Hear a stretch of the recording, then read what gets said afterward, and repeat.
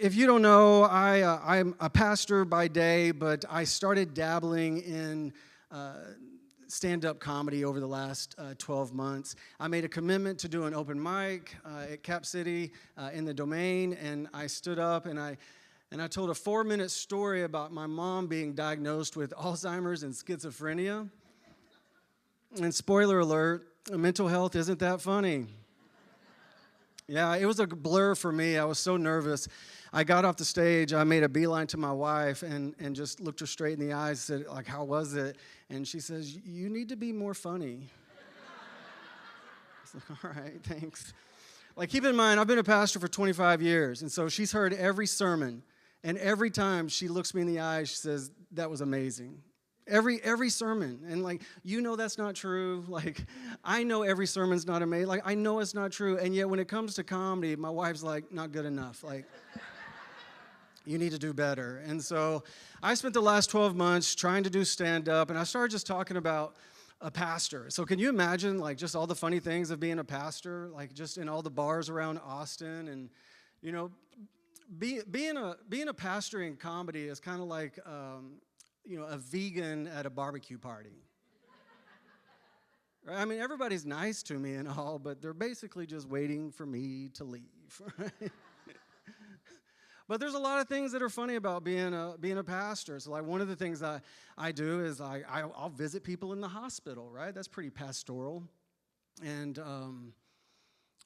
like, in most of my life, when I tell people I'm a pastor, like, that's where the conversation ends, right? It's like, wah, wah. But when it comes to a hospital, like, I'm a freaking rock star. Like, you start knocking on death's door, and everybody wants to talk to a pastor, right? Like, if you try to visit family or friends in the hospital, like, they make it really difficult, but not for pastors. Like, I can go wherever I want. I mean, doctors, nurses, admins, they're like, get in here, right? One time I was visiting somebody in neurology ICU. It's like a really serious moment. And like the patient had a brain aneurysm, and they're bleeding like in their brain. And it's a serious moment where I'm at the foot of the bed with the family and close friends, and, you know, the somber moment. And somebody in the circle kind of raises their hand, and they said, do you think peppermint oil would help? Like, are there any essential oil people out here? Like, y'all are some zealous folks, right? Like, this patient is literally like having the doctors like saw off the back of their skull, and their first thought is maybe a little peppermint oil, like just dabbing. Like, yeah, it didn't help. Right.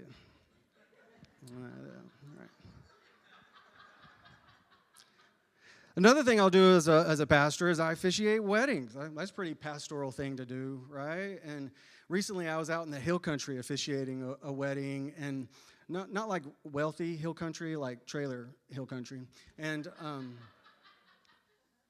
you know, at a wedding, there's a moment where they bring out this candle. It's called a unity candle, where symbolism of two becoming one.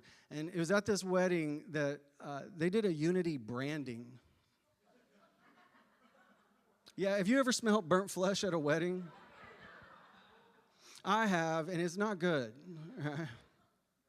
Of all the weddings I've done over the years and been a part of, I've noticed there's 3 types of people you're going to see at a wedding, right? I mean, the first type of person to be on the lookout for is your bitter bridesmaid, and usually alcohol is involved, and they're at the wedding, and they're going to take this moment to tell everybody that they thought this relationship would never work.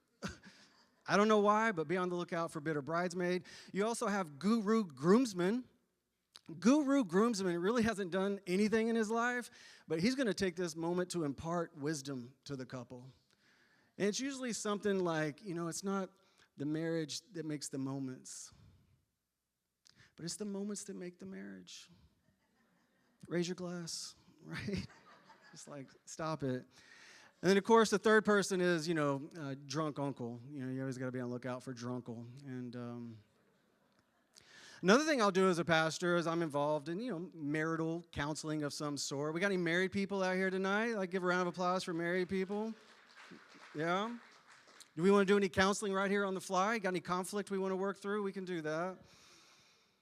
Yeah, sometimes when I'm doing marital counseling, it kind of feels like one of my comedy shows because it's just like me in a room with two other people and nobody's laughing, right? Right.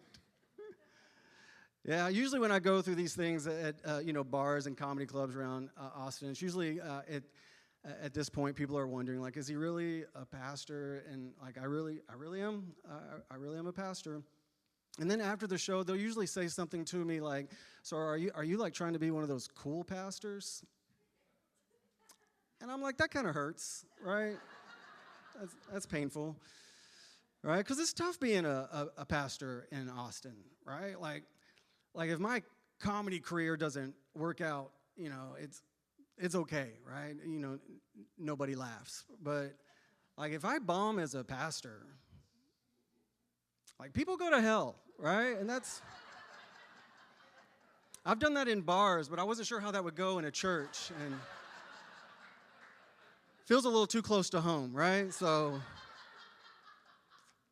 yeah, but that's what I do for my profession. I work as a pastor. Like, what about other professions we have here tonight? Like, do we have helping professionals like counselors, teachers, nurses? Y'all clap your hands. Yeah? Yeah, so thankful for these people. They're an important part of our society. And to think about it, we have teachers coming to a non-alcoholic event. Like, I mean, I feel like lives are already changing, right? What about like web developers, programmers, engineers? We got any of those people? Software developers, sales? We got any of those people here? None of those people, yeah? Okay. Those are the introverts, a little more quiet, right? Those are the people that are paying the bills for the helping professionals, right? What about our food service industry? We got bartenders, food servers, Uber drivers, any of those people, yeah?